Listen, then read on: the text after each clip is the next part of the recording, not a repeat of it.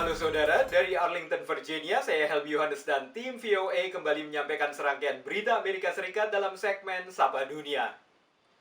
Saudara, suasana suram mewarnai peringatan Paskah di Amerika Serikat tahun ini sehubungan dengan melonjaknya angka kematian akibat pandemi virus corona. Jumlah korban COVID-19 yang meninggal di Amerika Serikat melonjak ke tingkat tertinggi di dunia. Hingga Minggu pagi, tercatat sedikitnya 20.600 orang meninggal, sementara jumlah yang terinfeksi mencapai lebih dari 530.000 orang. Tingginya jumlah korban ini terjadi hanya 2 hari setelah Presiden Donald Trump mewacanakan pembukaan kembali kegiatan ekonomi Amerika. Dalam jumpa pers Jumat lalu, Presiden Trump mengatakan ia berencana mengumumkan pembentukan Dewan Pembukaan Kembali Negara pada Selasa ini. Dewan yang terdiri dari kalangan medis dan bisnis akan memberikan pertimbangan kapan ekonomi Amerika sebaiknya dibuka kembali. Menurut Presiden Trump, ini akan menjadi keputusan terbesar yang pernah diambilnya. Sementara itu, Badan Kesehatan Dunia WHO memperingatkan pencabutan pembatasan yang terlalu dini bisa membuat angka kematian meningkat lagi. WHO sedang menyelidiki laporan bahwa 91 pasien di Korea Selatan yang pernah positif corona dan sudah sembuh, ternyata kini positif lagi. Perayaan Paskah umat Kristiani dan Paskah Yahudi tahun ini dirundung pandemi COVID-19. Di Amerika, Satgas Penanggulangan Virus Corona mendesak komunitas agama untuk mematuhi pedoman pembatasan sosial. Namun setiap negara bagian Amerika memiliki aturan masing-masing, sehingga pembatasan sosial secara menyeluruh sulit dilaksanakan. Mulai dari pengakuan dosa drive-thru, telekonferensi perayaan Paskah Yahudi, hingga misa virtual. Semakin banyak komunitas agama di Amerika beradaptasi dengan realitas pandemi COVID-19. Satuan Tugas Virus Corona AS mendesak warga Amerika untuk tetap melakukan prosedur pembatasan jarak fisik bahkan di kala perayaan keagamaan mereka. Namun, belasan negara bagian memperbolehkan pertemuan keagamaan dengan dasar kebebasan beragama dan sensitivitas politik. Bahkan di negara bagian yang menetapkan penutupan rumah ibadah, masih saja ada pelanggaran, seperti gereja di Louisiana ini yang tetap menjalankan ibadah Minggu Palma. I'm hungry, spiritually. I'm not scared of this virus. When it's my time, it's my time.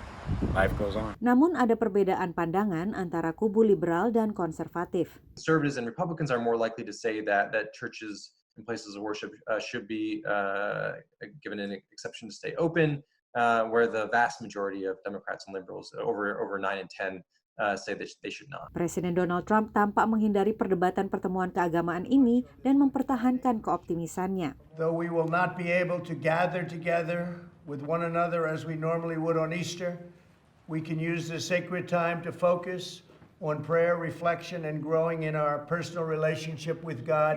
Presiden Trump sempat mempertimbangkan untuk memperbolehkan misa di luar ruangan pada Minggu Paskah, namun ditentang para ahli kesehatan karena dinilai terlalu beresiko. Dari Gedung Putih, Patsy Widakuswara, VOA.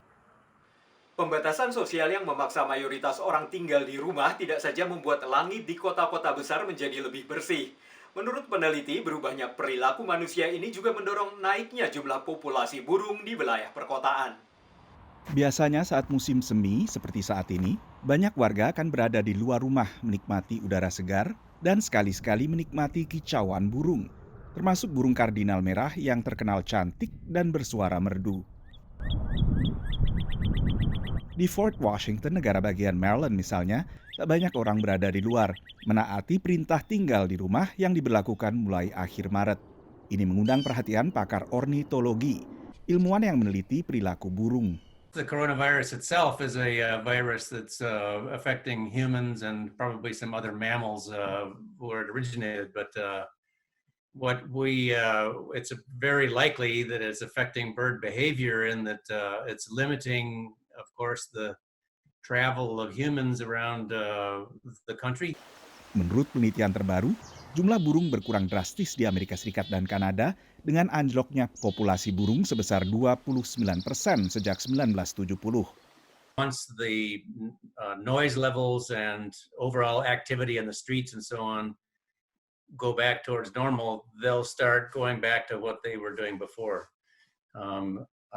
But depending on how long we're staying in our remote work situations and social distancing and reducing our numbers out there, we may very well see a few more birds breeding in the urban and suburban settings around our communities than we otherwise would have, just because we're not disturbing them so much.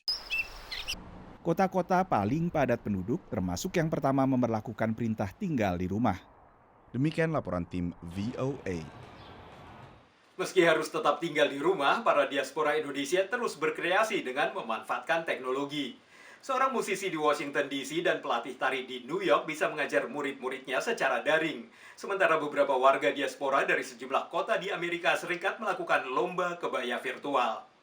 5, 6. Dari latihan menari, bermusik hingga kompetisi kebaya, diaspora Indonesia penggiat seni di Amerika ini tak berhenti berkarya saat pandemi corona mengharuskan mereka untuk tinggal di rumah.